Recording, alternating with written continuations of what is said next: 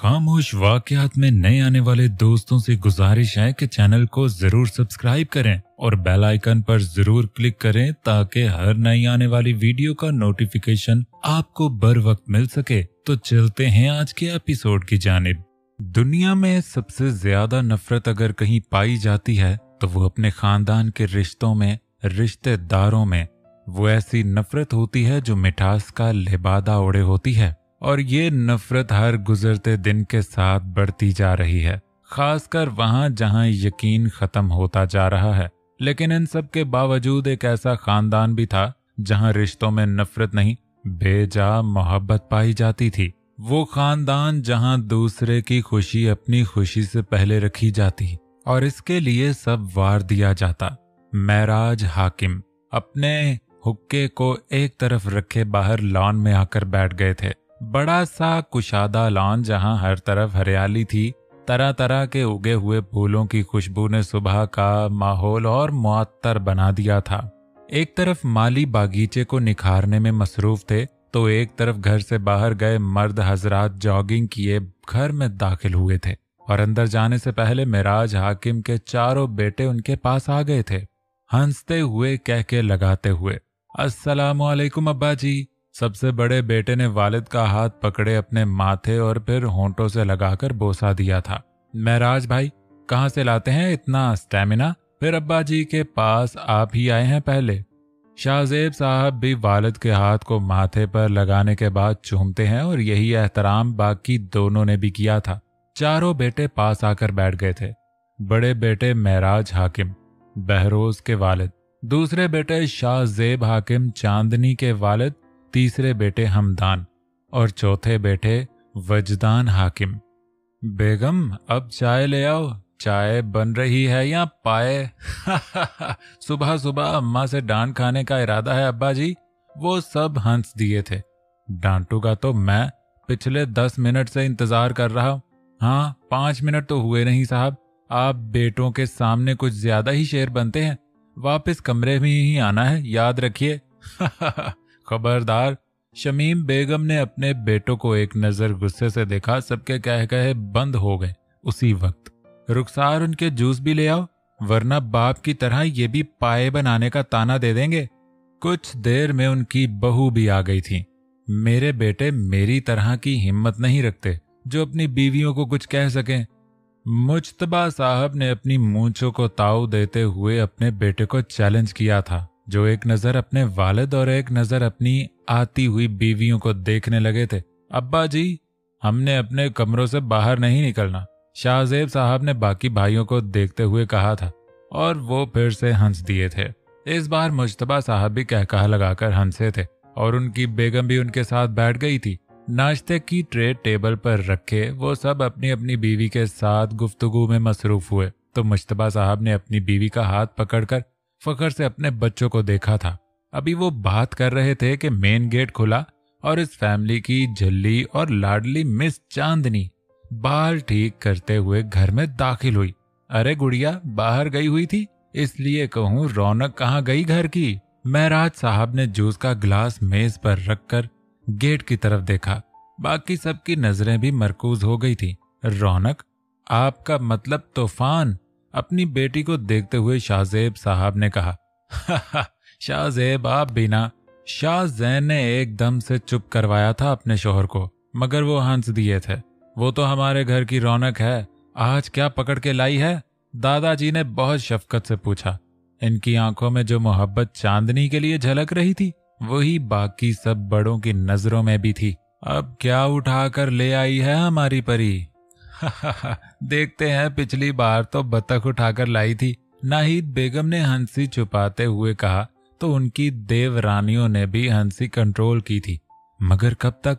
चांदनी जैसे जैसे अंदर आ रही थी उसके पीछे छोटे छोटे बिल्ली के 4 बच्चे और पीछे पीले रंग की बिल्ली देखकर वो जो हंसी कंट्रोल कर रहे थे, सबके कहकहों से फिजा गूंज उठी। आप लोग डरा रहे हैं, प्लीज खामोश हो जाएं। चलो चलो नए घर चलो, चांदनी ने सख्ती से सबको कहा। जिन्होंने अपने अपने मुंह पर हाथ रख लिए थे वो शरारत भरी नजरों से अपने भाई शाहजेब और भाभी शाहजैन को देखने लगे। भाभी, आपके नए बच्चे बहुत बहुत मुबारक हो। मेरी बेटी शाहजैन हंस दी थी। बिल्ली के बच्चे अंदर आए हैं, पर आवाज बकरी के बच्चे की आ रही है। क्या मेरे कान बज रहे हैं? मुझे भी सुनाई दी। उन सब ने हर तरफ नजर दोहराई थी और कुछ सेकंड बाद वो छोटे छोटे बकरी के बच्चे अंदर दाखिल हुए थे। शाहजेब शाहजेब साहब का खुला मुंह देखकर अब किसी का कंट्रोल नहीं रहा था उनकी हंसी पर। या अल्लाह, ये लड़की, अब्बा जी, इसकी सालगिरह आ रही। सब फिर मुतवज्जा हुए थे शाहजेब की बात सुनकर। उन्होंने बात जारी रखी थी। मुझे डर है ये कहीं सालगिरह पर कोई गाय ना मांग ले। शाहजेब आप भी ना। नहीं, वो बच्चे लाती है, हो सकता है कट्टा मांग ले। जैसे कुत्ता मांगा था। She is one unique piece. तौबा है, बस करे मेरी पोती का मजाक उड़ाना। खबरदार, जो अब किसी ने कुछ कहा। शमीम बेगम की डांट पर वो हंसना बंद नहीं हुए, बस मुंह पर हाथ रख लिया था और सामने खड़ी चांदनी कमर पर हाथ रखे इन सब की तरफ बढ़ी थी। और उसके पीछे पीछे वो बिल्ली के बच्चे और 2 बकरी के बच्चे जो लाइन बनाए आ रहे थे उसे पीछे लिए।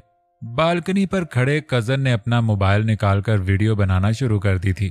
दादा जान, मैं नाराज हूं आपसे। क्या आपके इतने बड़े 10-12 कनाल के घर में इन मासूम जानों के लिए इतनी सी भी जगह नहीं है? व्हाट? पर बेटा, ये बीवी से नहीं डरते, पोती के सामने इनकी बोलती बंद हो जाती है। अब की बार दादी की हंसी कंट्रोल नहीं हो रही थी। व्हाट? क्या? लड़की, वो जो बैकयार्ड पर इतना बड़ा घोंसला बनाया है, वो जगह किसने अलॉट की? मैंने, मुश्तबा हाकिम ने। और इन मासूम जानों को जहां मर्जी रखो, किसने मना किया? आपके बेटे ने। चांदनी ने अपने वालिद की शिकायत लगाते हुए कहा, जो एकदम से घबरा गए थे अपने वालिद और वालिदा की सख्त नजरों को देखकर। बच्चे, मैंने कब मना किया? अब्बा जी, मैं तो आपके साथ हूं ना। और जो आप ऐसे देख रहे, हंस भी रहे थे दादी, सबको लगता मैं पागल हो गई हूं। वो महराज साहब के पास जाकर बैठ गई थी हाथ बांधे, और वो कमजोरी थी उसका उदास चेहरा। चांदनी ने दादी को आंख मारी थी जब दादी जान और शाहजेब ने मुलाजमों को 2 और घर बनाने का कह दिया था। मतलब 2 और पिंजरे जहां ये नए मासूम लोगों को रखना था उसने। और दादा जान एक और पिंजरा बनाने का कह दें। बाहर एक और भी मेहमान खड़ा है, वो घास खा रहा है, और लो वो भी आ गया। और फिर एक गधे का बच्चा मुंह में घास चबाते अंदर आ रहा था। और शाहजेब पूरी तरह शौक अपनी बीवी को देख रहे थे। अपनी बेटी की इस हरकत पर शाहजैन भी इतनी ही शौक थी, और बाकी सब पेट पकड़कर हंसना शुरू हो गए थे। बेगम, इससे पहले मैं हंस हंस कर पागल हो जाऊं, मुझे यहां से ले जाओ। और हंसते हंसते उन्हें खांसी आना शुरू हो गई थी। वो सभी अंदर जाना शुरू हो गए थे। कोई चांदनी के सर पर प्यार देकर जा रहा था तो कोई उसे छेड़ते हुए। सबको क्या हुआ? वो बेचारी हैरान रह गई थी, और उसकी नजर इन सब पर पड़ी जिन्हें लाइन बनाकर वो बैकयार्ड की तरफ ले गई थी। चांदनी, तुम वाकई ही यूनिक पीस हो। वीडियो बनाते हुए उसने मोबाइल से नजर हटाकर टेरेस से नीचे देखा उस लड़की को जो उसके ताए की इकलौती बेटी थी। उसकी कजन बचपन से साथ पले बड़े। वो कजन और उसकी दोस्ती कब पसंद और मोहब्बत में तब्दील हो गई, उसे इल्म ना हुआ। कुछ साल पहले तक वो चांदनी की तरफ झुकाव को बस अट्रैक्शन समझ रहा था, पर अब वो उसकी जरूरत बनती जा रही थी। सफवान भाई, बहन की आवाज पर उसका मोबाइल हाथों से गिरते गिरते बचा। मिशेल, कितनी बार कहा है ऊंची आवाज में मत चिल्लाया करो। ओफो भाई, आपको मेरे चिल्लाने पर गुस्सा आ रहा है, या आपके पीसफुल मूवमेंट स्पॉइल कर दिए इसलिए गुस्सा कर रहे? चांदनी की तरफ इशारा करते उसने चिढ़ाने की हल्की सी कोशिश की, जो सफवान की एक गुस्से से भरी निगाह पर ठप होकर रह गई। ओके फाइन, नीचे आ जाए, अम्मी बुला रही हैं। चलो मैं फ्रेश होकर आता हूँ। और एक बात, 28 के होने के जा रहे हैं, जल्दी से बात को आगे बढ़ाएं, वरना ऐसे ही इंतजार में बुड्ढे हो जाएंगे। रुको जरा, मिशेल की बच्ची पकड़ के दिखाएं। वो जुबान चढ़ाते हुए भागी थी बड़े भाई को, और सफवान उसके पीछे पीछे था। अम्मी बचाएं, आपका बेटा मुझे मार। और एकदम से वो दोनों चांदनी से टकराई थी। हाय अल्लाह, तोड़ दिया मेरा पाँव, और मेरी मानो का हाथ तोड़ दिया। Drama queen. सफवान ने आगे हाथ बढ़ाया, जिस पर हाथ मारकर पीछे कर दिया चांदनी ने। सफवान भाई, आप तो बात ही मत करें। मैं ड्रामा क्वीन हूं तो आप कौन सा टॉम क्रूज हैं? मिस्टर खड़ूस, मेरी चीती मेरी टीम में मोस्ट वेलकम। और चांदनी ने मिशेल का हाथ पकड़कर उठने की कोशिश की थी। देख लूंगा तुम दोनों को, चिपकलियों को। हाँ, चिपकले। चांदनी ने मिशेल के कान में सरगोशी की थी। सुन लिया है मैंने, चांदनी की बच्ची। सुन ले। और कौन सी बच्ची? मैं खुद बच्ची हूं। क्यों दादी? वो तीनों बच्चों की तरह लड़ते हुए दादी की जानिब बढ़े थे, जो बमुश्किल ही अपनी हंसी कंट्रोल करने की कोशिश में थी। सफवान और मिशेल दोनों वजदान हाकिम के बच्चे थे, जो भाइयों में तीसरे नंबर पर थे। तो शाहजेब, तुम क्या कहते हो इस बारे में? अब्बा जी, मैं कारोबार की भाग दौड़ पहले ही महराज भाई को सौंप चुका हूँ। मैं तो अपने बिजनेस को ठीक से हैंडल नहीं कर पा रहा। आपको पहले ही कहा था भाई, बाहर कारोबार में पैसे इन्वेस्ट मत करें। पर शाहजेब भाई का साइड बिजनेस जबरदस्त जा रहा है। मुझे लगता है कि हमारे कारोबार में मुनाफा बख्श साबित होगा। शाहजेब साहब ने छोटे भाई को टोक दिया था। नहीं हमदान, ये बिजनेस मैंने सिर्फ और सिर्फ चांदनी के नाम करने का फैसला किया है। किसी को गिला शिकवा ना हो, इसलिए कारोबार से अपना हिस्सा ना मांगा। मैं अपनी बेटी के लिए अलग से कुछ करना चाहता था, खानदानी जायदाद के अलावा। क्यों, तुम्हें हम पर यकीन नहीं है शाहजेब? मुझ पर यकीन नहीं? मैं अपनी लाडली पोती के साथ नाइंसाफी कर दूंगा मुस्तकबिल में। शाहजेब साहब के फैसले ने जहां से सब भाइयों और उनके बेटों को चौंका दिया, वहीं मुश्तबा हाकिम का अपने बेटे से सवाल ने सबकी तवज्जो हासिल कर ली थी। अब्बा जी बिल्कुल ठीक कह रहे हैं शाहजेब। क्या हम चांदनी के साथ कुछ ज्यादती कर गुजरेंगे? क्या कमी नजर आई? आप सब समझ नहीं रहे हैं। मैं एक बेटी का बाप हूं। जायदाद जब भी देने की बात आती, बेटियों को हमेशा सौतेला समझा जाता। मैं आप सबकी मोहब्बत पर शक नहीं कर रहा, मगर आप सब जानते हैं, आप सबके बेटे हैं, औलाद है, कल को शादियां होंगी और सब मसाइल में मैं अपनी मासूम बेटी को इन्वॉल्व नहीं करना चाहता। तो इतने साल पहले प्रॉपर्टी का बिजनेस आपने ये सोच रख कर शुरू किया, और हम समझते रहे कि शायद आप हमारे लिए, हमारे बच्चों। वजदान, बात मुकम्मल मत करना। मेरे भाई बच्चे बैठे हुए हैं, तफरका पैदा मत करो। मैं बस अपनी बेटी का मुस्तकबिल सिक्योर कर रहा हूं। लेकिन शाहजेब की बात मुझे समझ आ गई है, और इसकी परेशानी ठीक है। चांदनी को तो हम सब जानते हैं। कल को हमें कुछ हो जाए तो हमारे बच्चे तब भी इंसाफ करेंगे। महराज साहब की बात सुनकर सभी शर्मिंदा हुए थे। बड़े अब्बू, आप फिक्र न करें। चांदनी, मैं और मिशेल में कभी कोई फर्क नहीं किया जाएगा, पर आपका फैसला भी सर आंखों पर। सफवान के चेहरे पर हाथ रखे शाहजेब साहब ने सबका शुक्रिया अदा किया था। अच्छा, हम चलते हैं, तुम सब जा सकते हो सिवाय शाहजेब के। अपनी छड़ी को पकड़े वो खिड़की की तरफ चले गए थे। दादाजी ने टॉप फ्लोर से शहर की रोशनियों को देखते हुए गहरा सांस भरा था। अब्बा जी, शाहजेब, मैं तुम्हें अपना सबसे ज्यादा समझदार बेटा समझता था, सब बहन भाइयों से मोहब्बत करने वाला, उनके बच्चों से मोहब्बत करने वाला, पर अब तुम बंटवारे की बात कर रहे हो। मुझे यकीन नहीं आ रहा कि तुम अपनी औलाद का सोच रहे, बाकी बच्चे भी तो। अब्बा जी, शाहजेब साहब ने अपना कोट उतार कर रख दिया था कुर्सी पर और वालिद के साथ खड़े हो गए थे। कुछ लम्हात में वहां गहरी खामोशी छा गई। आप बाप हैं, आज आपके एक बेटे ने अपना सोचा तो आपको फिक्र हुई, बाकी सब बेटों की, उनकी औलाद की, तो मैं बाप होकर अपनी बेटी का ना सोचूं? अब्बा जी, चांदनी जितनी भी बड़ी हो जाए, समझदार हो जाए, वो इतनी समझदार नहीं हो सकती कि अपना सोचे। मेरा फिक्रमंद होना जायज है, लेकिन बेटा वो हमारी भी उतनी ही है। तुम्हें क्यों बेएतबारी है? पता नहीं, दिल नहीं मानता अब्बा जी। ऐसा लगता है कि अगर मुझे कुछ हो गया या शाहजैन को कुछ हो गया तो मेरी बच्ची यतीम हो जाएगी। वो तो अभी किसी के एक कहने पर अपना आप न्यौछावर करने को तैयार हो जाती है। पर तुम्हारे भाई और उनके बेटे, इसलिए मैंने अलग से मेहनत की थी। अब्बा जी, मैंने तो अपना हिस्सा नहीं मांगा, पैसे नहीं लिए, हालांकि बाकी सब लेते हैं। मुझे एतराज नहीं रहा। अब किसी को नहीं रहना चाहिए। मैं चांदनी को लेकर किसी पर मैं मुनहसर नहीं रहना चाहता। जब मुश्तबा साहब ने कोई जवाब न दिया तो शाहजेब वापस जाने के लिए तैयार थे। इजाजत दीजिए अब्बा जी, मेरी बात को दिल पर मत लगाइएगा। मैं इस वक्त बेटी का बाप बनकर सोच रहा हूं। मुझे फख्र है तुम पर, और अगर कहोगे तो मैं 30% शेयर चांदनी के नाम कर दूंगा। नहीं, उसकी जरूरत नहीं। बस मेरे फैसले मेरा साथ दीजिए। जीते रहो। मुश्तबा साहब ने आगे बढ़कर अपने बेटे को अपने गले से लगाया। पैरस, लैला मैं लैला, ऐसी मैं लैला, हर कोई चाहे मुझसे मिलना अकेला। ओ लैला, आहा, व्हाट द, ये थी जरूरी मीटिंग।